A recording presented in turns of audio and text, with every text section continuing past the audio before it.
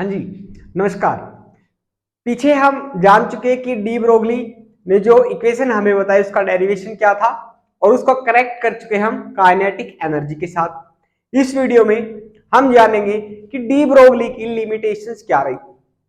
ठीक है, de Broglie ने सबसे पहले याद करो क्या बोला था कि कोई भी पार्टिकल अगर मूव कर रहा है, उसने ये नहीं कहा कि माइक्रोस्कोपिक है मैक्रोस्कोपिक है, उसने कहा दोनों के ऊपर ये फंडा जो है लागू होता है भाई, या तो माइक्रो हो या मैक्रो हो। माइक्रो मतलब एटम, इलेक्ट्रॉन, प्रोटॉन, न्यूट्रॉन, क्योन्स, म्यून्स, उनके ऊपर। ठीक है, और मैक्रो मतलब जैसे कोई बॉल हो गया, बस होगी, कार होगी, ये मैक्रोस्कोपिक के अंदर आते हैं।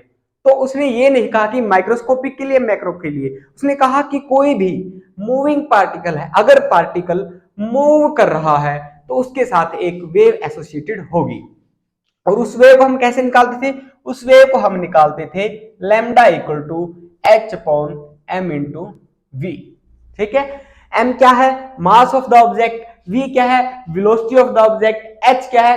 प्लैंक कांस्टेंट है, जिसकी जिसकी वैल्यू होती है 6.6 इंटू 10 की power minus 34 KG metre square per second. ठीक है, चलिए इसकी लिमिटेशन की अगर हम बात करते हैं तो हम ये देखते हैं कि ये मैक्रोस्कोपिक और माइक्रोस्कोपिक दोनों के लिए लागू होता है। क्या दोनों के पास इतना वेव नेचर होता है जिसको हम डिटेक्ट कर सकते हैं? एक एग्जांपल लेके चलते हैं कि मान लीजिए आपके पास एक तो इलेक्ट्रॉन है जो माइक्रोस्कोपिक पार्टिकल है, इसका मास बताइए मुझे। मास ऑफ इलेक्ट्रॉन क्या होगा?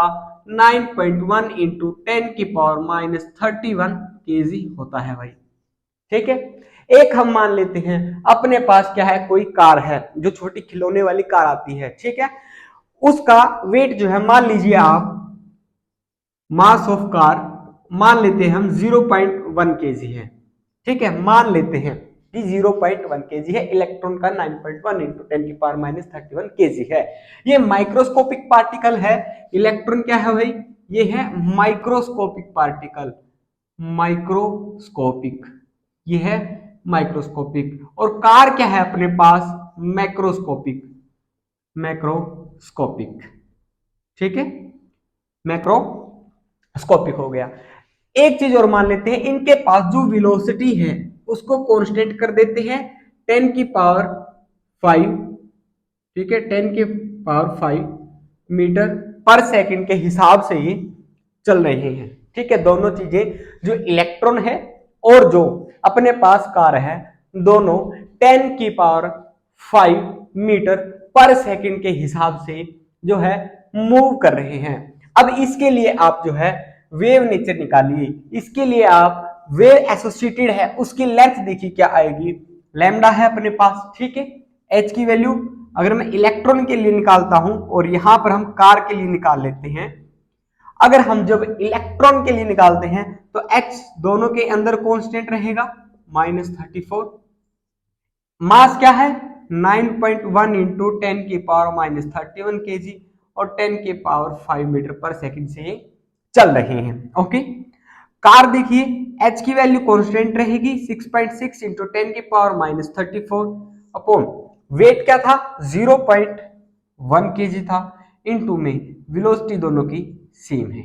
ओके, जब हमने इनको कैलकुलेट किया, जब हमने इन वैल्यूज को कैलकुलेट किया तो हमें ये मिला भाई कि जो वैल्यू आई इलेक्ट्रॉन के लिए वही 7.2 इंटू 10 की पावर माइनस 9 मीटर।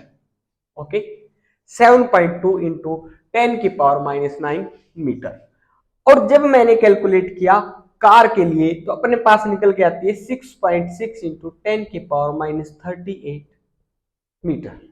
ठीक है, अब देखिए यहां पर वेव एसोसिएटेड तो निकल के आ रही है कि जो मैक्रो है और जो माइक्रो है। ठीक है, जो बड़ा पार्टिकल है और जो छोटा पार्टिकल है, दोनों के लिए वेव्स क्या है? निकल के आ रही हैं। लेकिन आप एक चीज के ऊपर गौर फरमाइएगा कि यहां पर जो वैल्यू है छोटी छोटी आ रही हैं, बहुत ज्यादा छोटी। ये स्मॉल वैल्यू है, ठीक है, और ये तो वेरी स्मॉल वैल्यू है, वेरी स्मॉल वैल्यू। इनफैक्ट हम ऐसे बोल सकते हैं कि जो अगर हम -9 के रिस्पेक्ट में -38 देखेंगे तो नेग्लिजिबल चला जाता है भाई, ये नेग्लिजिबल, ये नेग्लिजिबल हो गया, ठीक है, मतलब नेग्लिजिबल हो गया। नेग्लिजिबल से मतलब क्या है कि प्रैक्टिकल लाइफ के अंदर, जब प्रैक्टिकल लाइफ के अंदर मैक्रोस्कोपिक ऑब्जेक्ट्स मूव करती हैं तो उनके पास जो वेव होती है उसकी वेवलेंथ इतनी छोटी होती है उसको हम नोटिस ही नहीं कर पाते।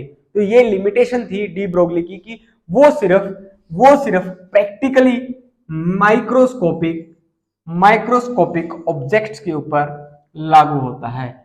डी ब्रोगली इक्वेशन, जो वेव नेचर निकालते हैं पार्टिकल नेचर के साथ, जो एसोसिएटेड होता है वेव नेचर। ठीक है, आई होप आपको ये टॉपिक समझ में आया होगा। मिलते हैं अगले वीडियो के अंदर, तब तक के लिए नमस्कार।